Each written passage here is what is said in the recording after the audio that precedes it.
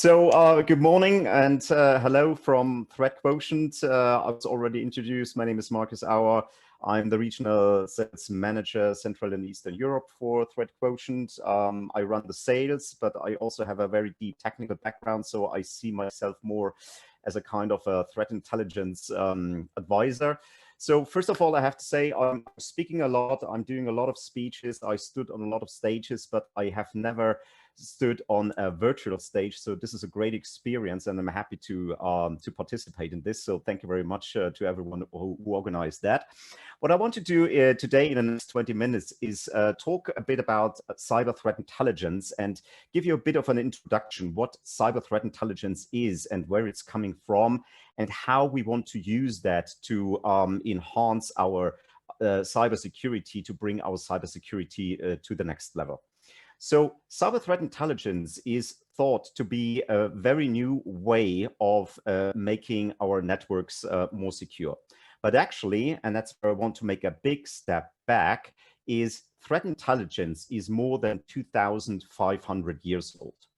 So what happened 2,500 years ago? 2,500 years ago, a very interesting person lived with the name of Sun Tzu, and I assume a lot of you have already heard of Sun Tzu. So who was Sun Tzu? He was a pretty remarkable person. He was a philosopher and he was a general, and he led one of the largest armies in the world. And the reason why Sun Tzu became so famous was because he pretty much invented tactical warfare.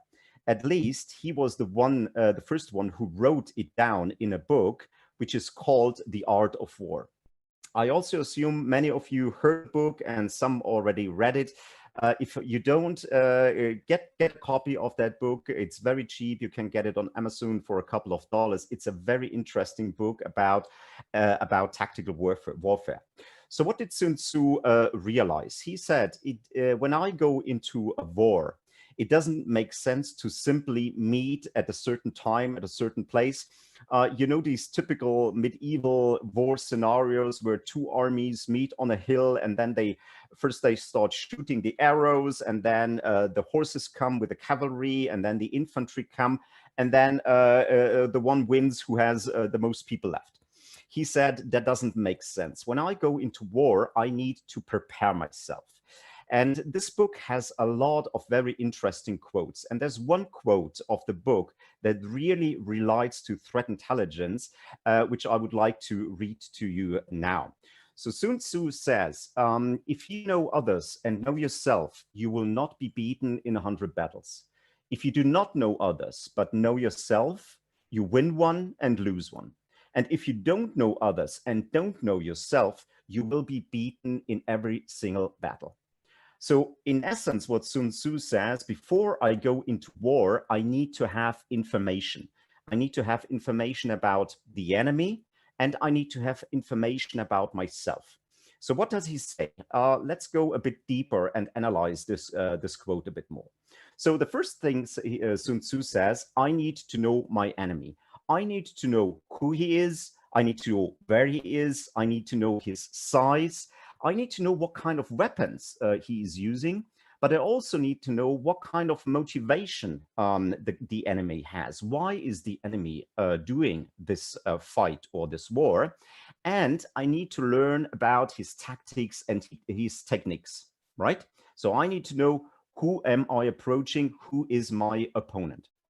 On the other side, Sun Tzu says, I need to know myself. So I need to know my assets that I probably need to defend. I need to know the priorities of my assets, right? So what's more important for me? Is it the food that I need to defend for my people, or is it the bridge over the river, which is a tactical instrument in war? I need to know my strengths, obviously. But I also, and this is more important, I need to know my vulnerabilities. I need to know where I'm vulnerable, where the enemy could attack me successfully. And then if I have these two pieces of information about myself and my enemy, I need to filter and correlate that information. So what does that mean? Sun Tzu says, I need to analyze what is a real threat to me, and is the threat relevant to me? As an example, Sun Tzu said, if I know the enemy is 500 kilometers away from a border, this is not a real threat to me at the moment, because I know it will take weeks, if not months, if the enemy stands in front of my door, right? So I need to filter that information and see what is a real threat and an imminent threat to me. I need to know the priorities. And then if I have filtered and correlated that information and found out the real threat, I need to disseminate this information. I need to share this information. So I need to make sure that the right information is at the right place, the right time. And Sun Tzu says, if I made these 4 steps, know my enemy, know myself, filter the relevant threats, and share this information with the right people, I am absolutely prepared for war. So, and some of you already saw there is a great relation into cybersecurity. Now, before we now make the transition from threat intelligence in Sun Tzu to cyber threat intelligence, let's look at some of the challenges we are dealing with threat intelligence. So basically, just as a quick introduction, cyber threat intelligence is the method to say, I need to know information about my adversaries. So who's out there, which groups, how are they acting, and I need what it's called indicators of compromise. For those who are not familiar with the terminology indicators of compromise, or IOC, an IOC, for example, is an IP address that is bad and is involved in an attack.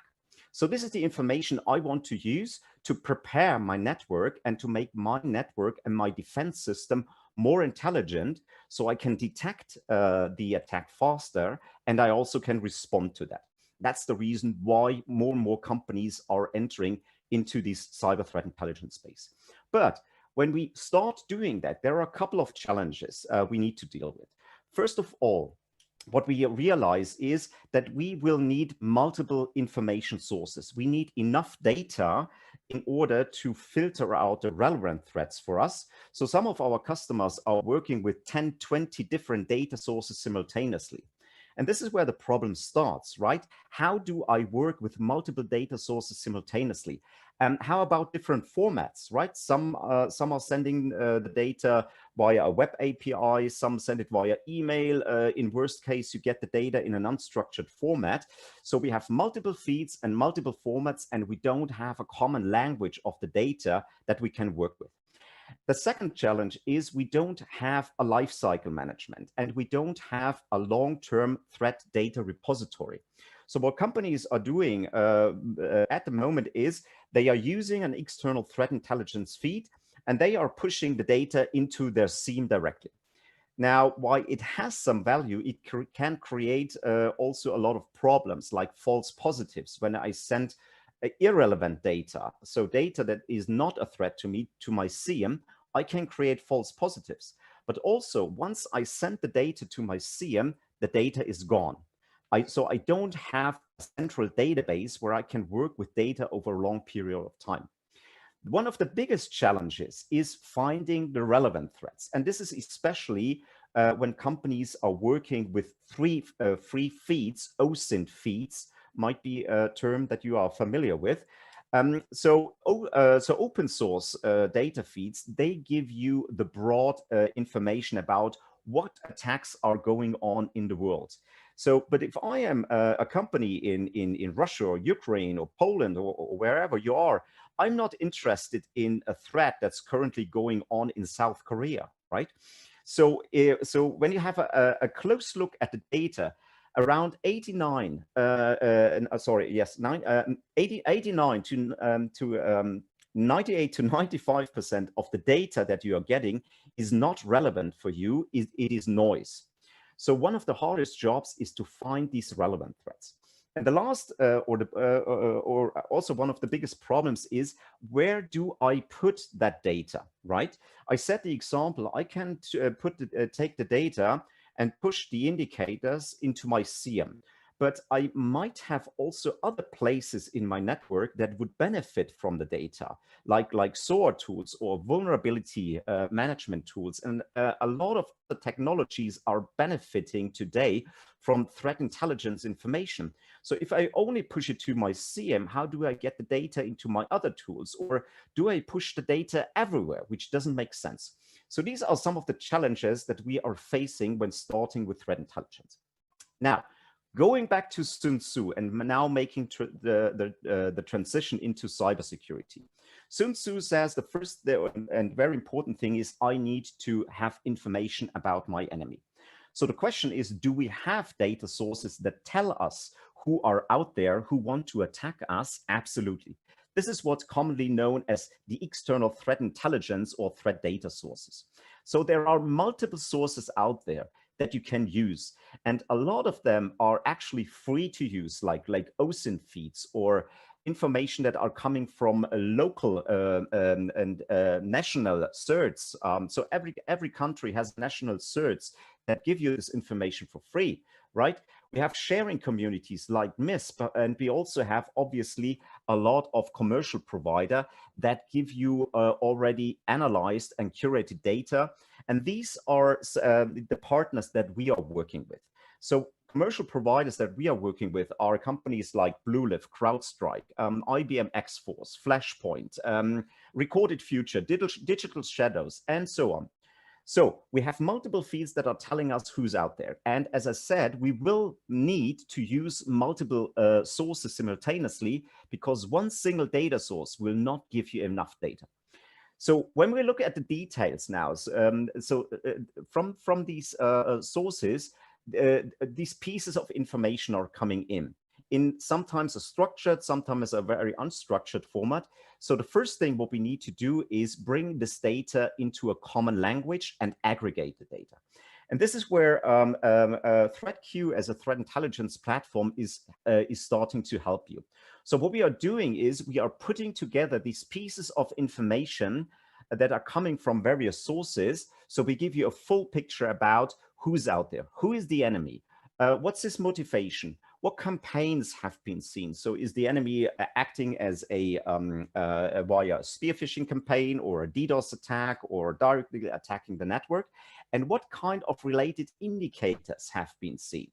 So IP addresses that are bad, hash values of malware, URLs or domains where we have seen phishing attacks, et cetera, et cetera. So we need to have some a platform that's automatically ingesting and aggregating all this data so we know our enemy. So that's the first step. On the other side, Sun Tzu said, I need to know myself. And so the question is, do we have data sources that tell us who we are, how our networks look like? Absolutely. So this is what we call the internal threat data feeds. And these data can come from multiple technologies that you already have deployed in your network. So asset databases, what do I have in my network? CM technologies, sandboxing system, vulnerability assessment tools, et cetera, et cetera. So the next thing what we would do is we would take the data from those sources and we would build up a picture. Who am I? What does my network look like? So what are my assets? What are my vulnerabilities? And what kind of alarm messages do I see from my network? So we have a clear understanding what's going on in my network. And the next step now, and this is about finding the relevant threats. And as I said, this is probably one of the hardest job to find out what's an imminent threat to my network. Where do I need to act? Because I only have limited resources and I don't want to waste my valuable time on something that is not a real threat to my company. And this is how we do this in the sense of we are now bringing these two worlds together. The enemies and the attacks that we see from the external threat intelligence feeds, and we correlate that information with data that we are getting out of your network on a single platform, on a single database. And when we are bringing together these two worlds, we can do some really, really cool things. And because of the time reason, I just want to walk you through a very simple use case so you understand what we can do. So let's assume this afternoon we get the message there's a new and massive outbreak of a malware. Let's say it's the next WannaCry, which is overdue already. So this is the information we would get from an external threat data feed. So it would tell us there's a massive outbreak going on in Europe or even worldwide. This is the malware that has been analyzed, and the malware is attacking a specific vulnerability in your network.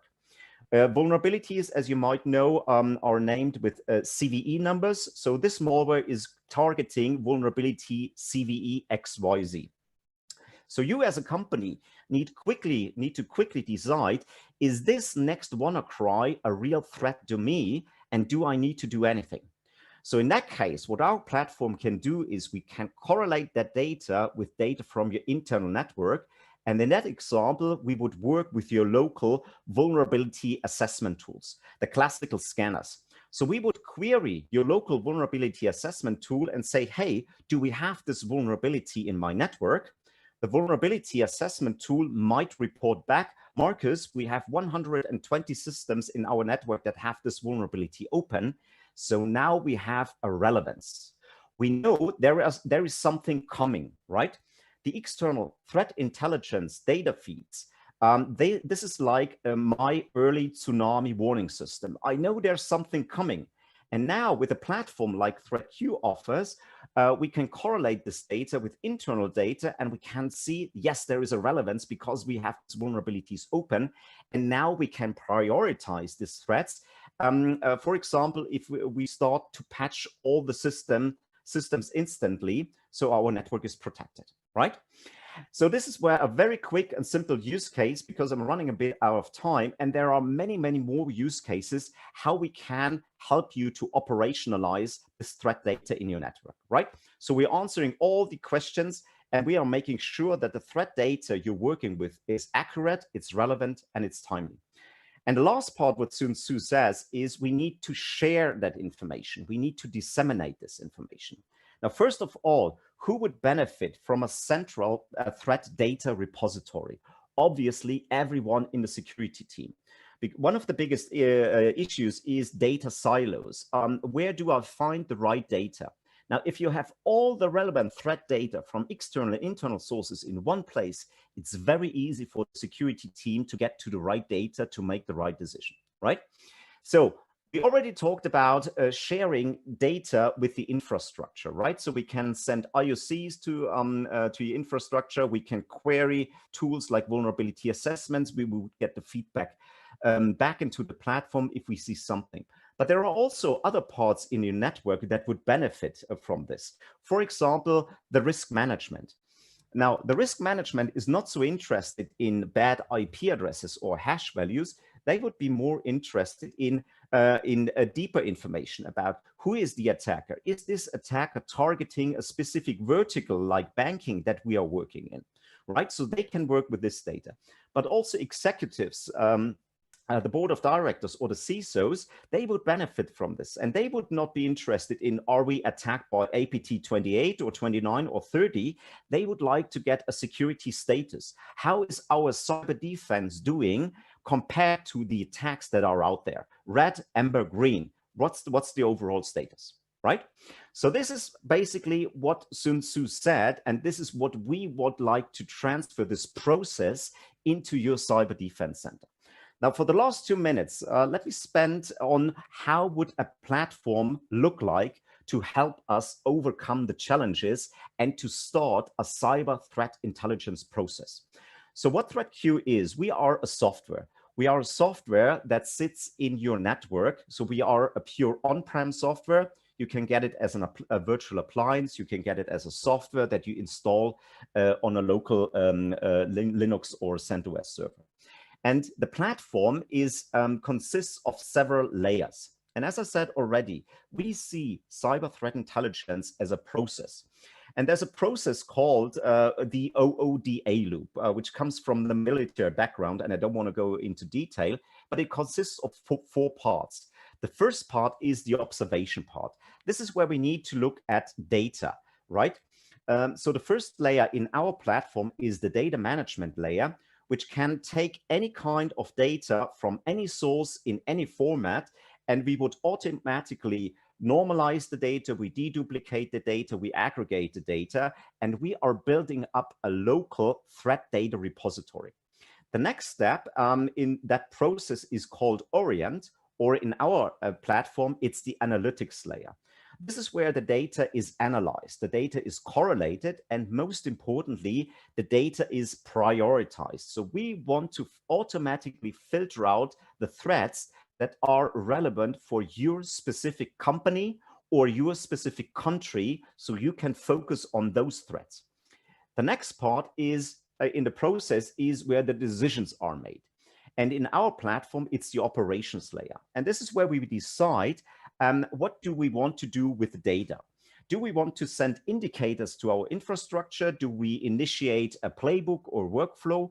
Or do I need to collaborate with other teams of the security team to work on this threat? And the last part is what it's called ACT. And this is where the OODA loop comes from. And the action now will, on the one side, be done by your local tools.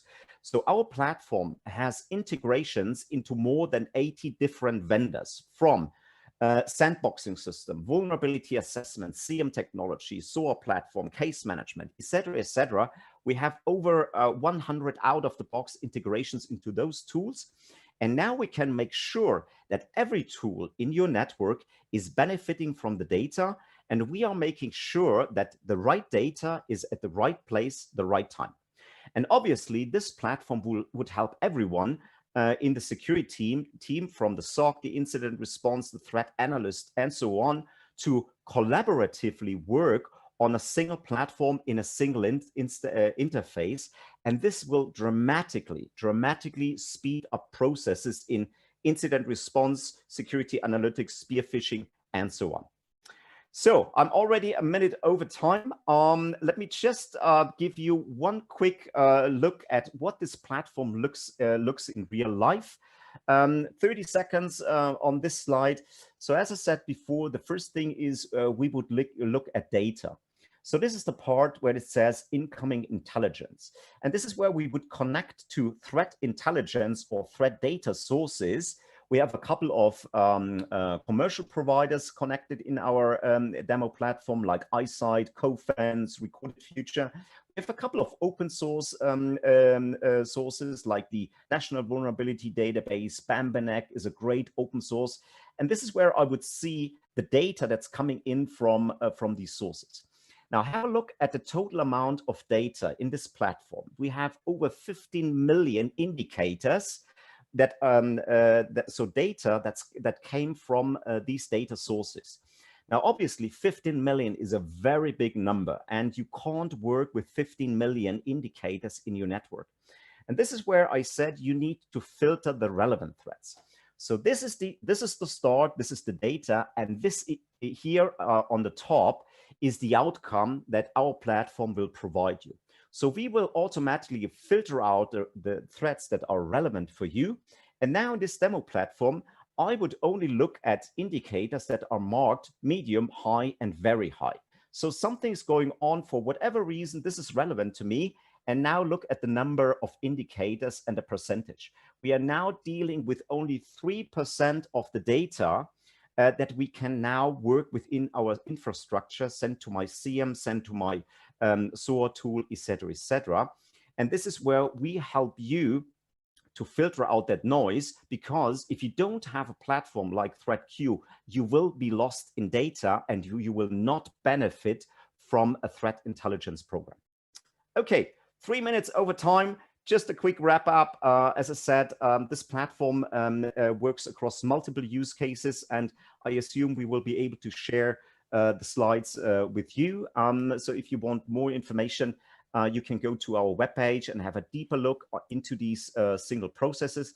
And as a last slide, as I said, a threat intelligence platform, we need to be open. We need to be able to work with any kind of technology.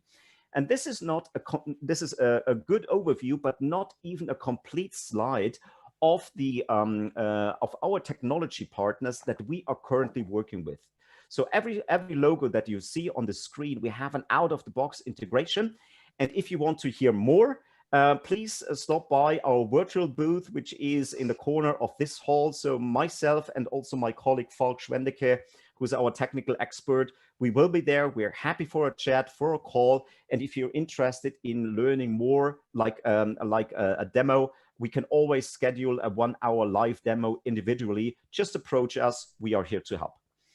Having said that, 4 minutes over time, I do apologize. And do we have any questions? We don't have any questions. Excellent. So thank you very much. Thank you, Markus, very much. Have a great day. Goodbye. Okay, goodbye.